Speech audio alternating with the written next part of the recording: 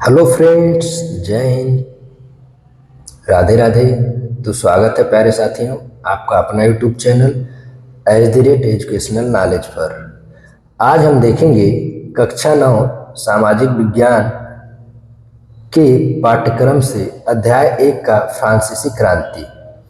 प्यारे साथियों, देखिए क्लास बीच बीच में हमारा गैप भी हो जाता है क्योंकि ये व्यस्तता के कारण हम लगातार क्लास को लेकर के उपस्थित नहीं हो पाते हैं, लेकिन कोशिश पूरी जारी है कि हम आप लोग का निरंतर क्लास लेकर के आते रहें और ऐसे छोटे छोटे प्रश्नों को सॉल्व करते रहें।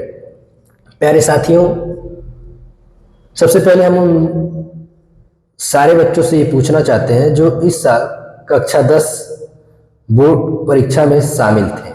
आप लोग कमेंट्स में ये बताइए कि हमारे वीडियो के माध्यम से जो भी बहुविकल्पी प्रश्न सॉल्व करवाए गए थे या जो भी अति लघुत्तरी प्रश्न करवाए गए थे, वहाँ से कितने प्रश्न हुबहू आपके परीक्षा में देखने को मिला। देखिए, ये अपने अनुभव, अपने मेहनत से हम लेकर के आते हैं और उम्मीद करते हैं कि बहुत सारे प्रश्न मिले होंगे और बहुत ही आप लोग आसानी तरीके से उसे सॉल्व करके आए होंगे। तो चलिए आज का क्लास देखते हैं। ये कक्षा 9 का क्लास है, बहुत बेहतरीन होने वाला है क्योंकि यहाँ जो भी प्रश्न लाए हैं बहुत ही चुनिंदा प्रश्न देखने को मिलेंगे। तो पहला प्रश्न है, फ्रांस की क्रांति कब हुई थी? 1689 में, 1789 में, 1889 में, 1947 में। तो फ्रांस की क्रांति कब हुई थी? यहां देखिए ऑप्शन डी ये गलत है, आपका ऑप्शन नंबर सी 1789।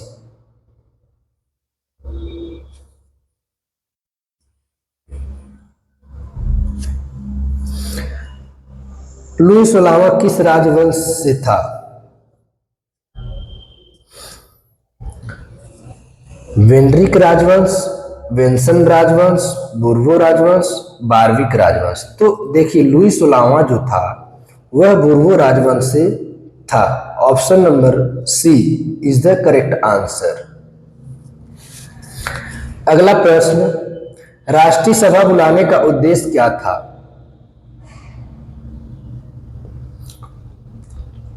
राजा को दंड देना, कर लगाना, कर हटाना, दार्शनिकों को पुरस्कृत करना।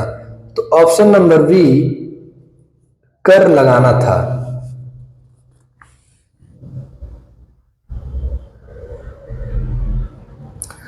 अगला प्रश्न, फ्रांसीसी क्रांति के समय फ्रांस पर किसका शासन था? मुसोलिनो का, नेपोलियन का, लुई 16वां का, इनमें से कोई नहीं। तो ऑप्शन नंबर सी लुई 16वां का। राजा से झगड़े के पश्चात राष्ट्रीय सभा किस स्थान पर एकत्रित हुई? राजा के महल में, राजमहल के सामने, टेनिस कोर्ट में, बर्लिन में। तो ये सब इकट्ठा हुए थे टेनिस कोर्ट में। ऑप्शन नंबर सी।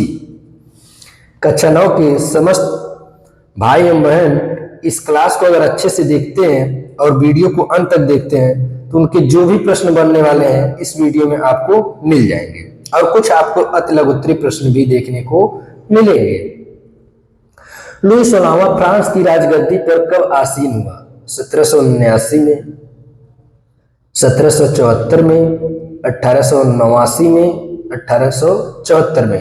तो ऑप्शन नंबर बी 1774 में वह गद्दी पर आसीन हुआ। अगला प्रश्न, फ्रांस में मानव एवं नागरिक अधिकारों की घोषणा किसने की? कह रहा है प्रश्न, फ्रांस में मानव एवं नागरिक के अधिकारों की घोषणा किसने किया था? तो विधानसभा ने, राष्ट्रीय सभा ने, राष्ट्रीय सम्मेलन ने, किसी ने भी नहीं। तो ऑप्शन नंबर बी राष्ट्रीय महासभा ने। अगला प्रश्न, निम्नलिखित में से कौन 18वीं सदी में फ्रांसीसी समाज के वर्ग नहीं थे? पादरी वर्ग, कुलीन वर्ग, सम्राट, व्यवसायिक और किसान। तो ऑप्शन नंबर सी, सम्राट वर्ग नहीं थे। अगला प्रश्न, बास्तिल का पतन कब हुआ? 12 जुलाई 1789 को, 10 जुलाई 1789 को, 11 जुलाई 1789 को, 15 जुलाई 1789 को। तो ऑप्शन नंबर डी, बास्तिल का पतन 15 जुलाई 1789 को हुआ था। उम्मीद करते हैं प्यारे साथियों ये सारे प्रश्न आपको आपके अध्याय से बेहतरीन देखने को मिल रहे होंगे, इसलिए क्लास को पूरा जरूर देखिए। द्वितीय स्टेटस में कौन लोग शामिल थे? पादरी, कुलीन वर्ग, व्यापारी, किसान। तो ऑप्शन नंबर बी, कुलीन वर्ग के लोग शामिल थे। बास्तिल का किला किस बात का प्रतीक था? स्वतंत्रता का, समानता का, बंधुत्व का, निरंकुश शक्तियों का। ऑप्शन नंबर डी, निरंकुश शक्तियों का। यहां थोड़ा सा समझेंगे निरंकुश शक्ति क्या होता है। प्यारे साथियों, ऐसी शक्तियां या ऐसे शासन जिस पर कोई अंकुश ना लगाया जा सके, अर्थात जिस पर कोई रोक टोक ना लगाया जा सके, उसे हम निरंकुश शासन या निरंकुश शक्तियां कहते हैं। इसी क्रम में हम अगला प्रश्न देखेंगे। तृतीय स्टेटस में इनमें से कौन सा वर्ग शामिल नहीं था? अदालती कर्मचारी, बड़े व्यवसायी, किसान, कुलीन वर्ग। तो ऑप्शन नंबर डी, कुलीन वर्ग शामिल नहीं था। राष्ट्रीय सभा ने संविधान तैयार किया 1789, 1799, 1791, 1992। तो ऑप्शन नंबर सी, 1791 में राष्ट्रीय सभा ने संविधान तैयार किया।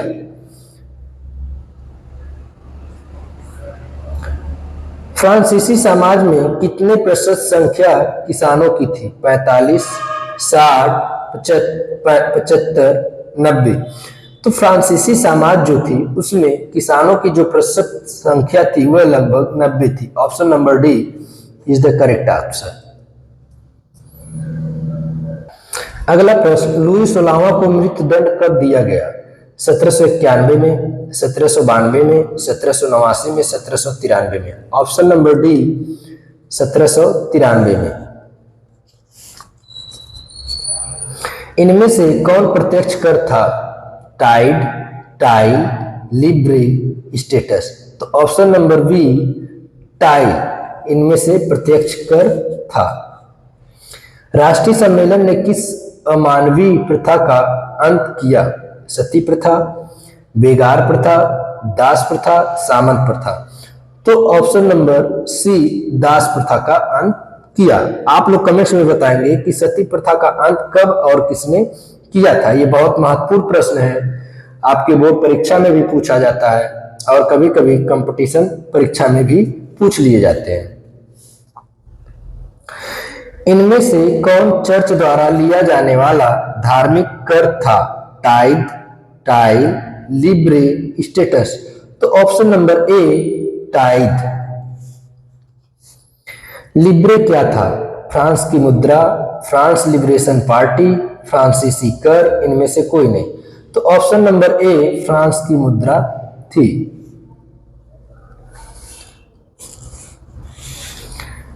अगला प्रश्न, the Spirit of the Laws के लेखक कौन है? Rousseau, John Locke, Montesquieu, Locke. Option number C, Montesquieu. अब इसके बाद हम लोग 2-3 अति लघुत्तरीय प्रश्न को भी देखेंगे। देखिए प्यारे साथियों, अगर हम पूरे प्रश्न को सॉल्व कराएं तो ये वीडियो बड़ा हो जाएगा, इसलिए जो महत्वपूर्ण है और जो छोटे छोटे प्रश्न हैं वह वीडियो के माध्यम से हम सॉल्व करा देंगे। बाकी बाद में देखा जाएगा, एक दूसरे वीडियो के माध्यम से हम सारे प्रश्नों को देख लेंगे। यहां से हम अति लघुत्तरीय प्रश्न को देखेंगे। पहला प्रश्न कह रहा है, लुई 16वां जब फ्रांस की गद्दी पर बैठा तब उसकी उम्र क्या थी? लुई 16वां जब फ्रांस की गद्दी पर आसीन हुआ तब उनकी उम्र या उसकी उम्र 20 वर्ष थी। लिब्रे क्या थी, इसे कब समाप्त कर दिया गया? यह फ्रांस की एक मुद्रा थी जिसे 1794 ईस्वी में समाप्त कर दिया गया था। ये क्वेश्चन पूछता है लिब्रे क्या थी, तो आप लोग ध्यान से इसे समझ लेंगे।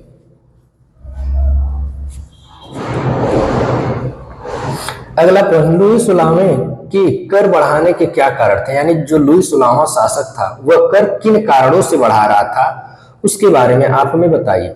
तो यहाँ हो जाएगा जनसंख्या में वृद्धि, फ्रांसीसी सरकार पर कर्ज का बोझ, वित्तीय संसाधनों की कमी, बार बार युद्ध की मार। ये सारे कारणों की वजह से जो लुई 16वां था वह कर में क्या कर देता था? बढ़ोतरी। अगला प्रश्न, स्टेटस जनरल क्या है, यह क्या कार्य करता था? स्टेटस जनरल एक सरकारी संस्था थी। नए कर की मंजूरी के लिए स्टेटस जनरल की बैठक बुलाई जाती थी। यह नए प्रस्तावों पर अनुमोदन का कार्य करता था। तो ये प्रश्न क्लियर हो गया होगा। लुई 16वें की मृत्यु कैसे हुई? न्यायालय द्वारा उसे देशद्रोह के आरोप में मौत की सजा सुनाई गई। 21 जनवरी 1973 में उसे सार्वजनिक रूप से फांसी की सजा दे दी गई या फांसी दे दी गई। तो प्यारे साथियों, यह कुछ अध्याय एक फ्रांसीसी की क्रांति से प्रश्न थे। यह वीडियो आपको कैसा लगा कमेंट्स करना ना भूलें और अपने प्रिय मित्रों में इस चैनल को शेयर जरूर करिए। अगर आप हमारे चैनल पर नए हैं तो इस चैनल को सब्सक्राइब जरूर करिए। धन्यवाद। अच्छे से पढ़िए और अपना ख्याल रखिए।